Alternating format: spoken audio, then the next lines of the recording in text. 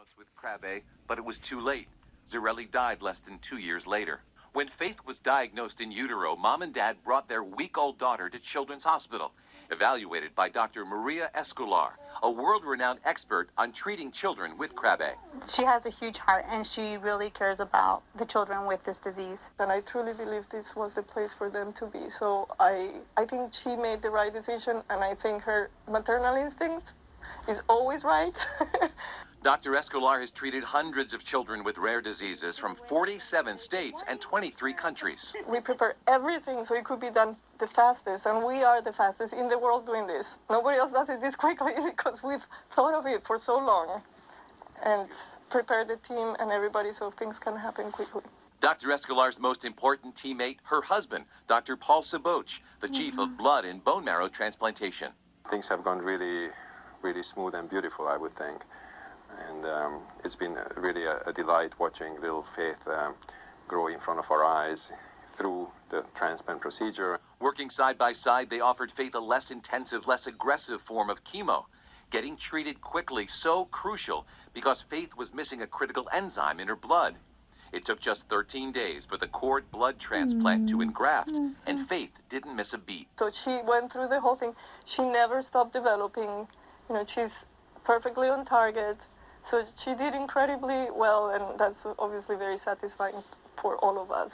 So on this Thanksgiving, Yesenia, so grateful for her army of support, her husband, Raul, their two older daughters, Isabel and Chloe, and her mother, Teresa Lopez, for keeping the family together here and in California.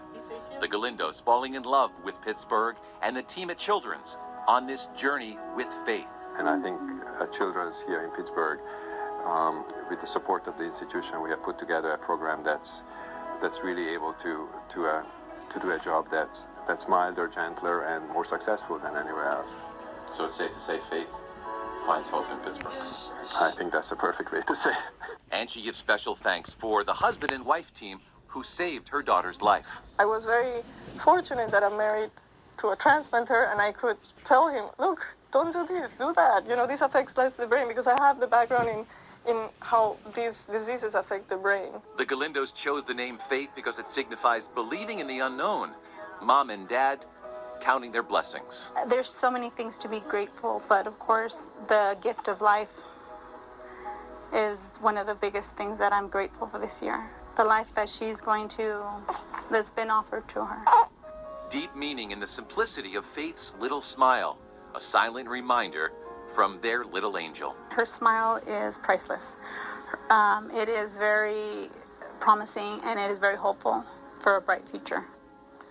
Dr. Paul tells me Faith should be off her immunosuppression drugs by Easter time and says she should be able to hit the beaches in California by springtime.